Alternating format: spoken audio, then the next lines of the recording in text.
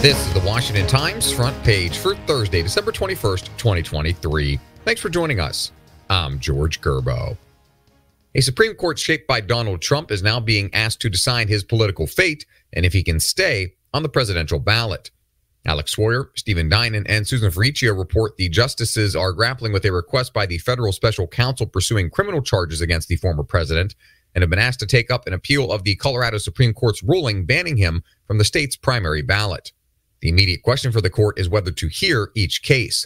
4 of the 9 justices must agree to take a case for the Supreme Court to hear it. 3 of the 9 court members were nominated by Trump. Colorado Republicans are trying to circumvent the 4-3 ruling by the state Supreme Court, vowing to cancel the state primary and convert to party-controlled caucuses if this is allowed to stand. One leader is self-assured, convinced momentum is on his side. The other is on the defensive, faced with mounting questions over whether his nation is on an irreversible path to defeat. Those descriptions apply to Russian President Vladimir Putin and his Ukrainian counterpart, Volodymyr Zelensky. Ben Wolfgang reports, unlike last December, when Putin's army was reeling and Zelensky projected confidence amid surprising battlefield successes, the Kremlin now has claimed to seize the upper hand. Ukraine, whose vaunted counteroffensive this year produced disappointing results, has been waiting for the U.S. and European Union to come through with another round of financial and military aid.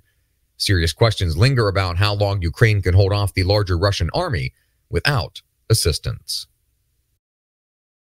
The Department of Health and Human Services Inspector General says the National Institutes of Health systematically failed to track how foreign grant recipients spend their money.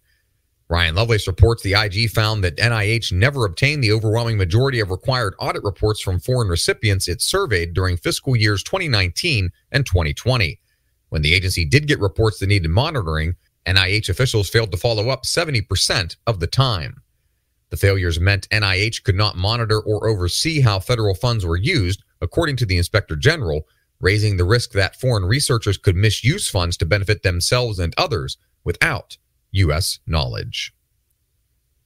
And finally, some Republican presidential candidates say the blame for crippling inflation stretches back before Bidenomics to the Trump administration. Seth MacLachlan reports Florida Governor Ron DeSantis said a line could be drawn directly from the Trump team's pandemic decision-making to subsequent supply chain problems, job market swings, and inflation numbers hitting a 40-year high. Former UN Ambassador Nikki Haley also sees Trump's fingerprints on inflation. She blames the stimulus spending for overheating the economy and making inflation worse than it needed to be. Find all of today's front page stories at WashingtonTimes.com/front page or the Washington Times app, and find us wherever you get your podcasts. Just search Washington Times in your favorite podcast app.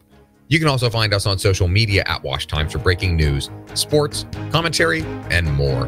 For the Washington Times, I'm George Gerbo.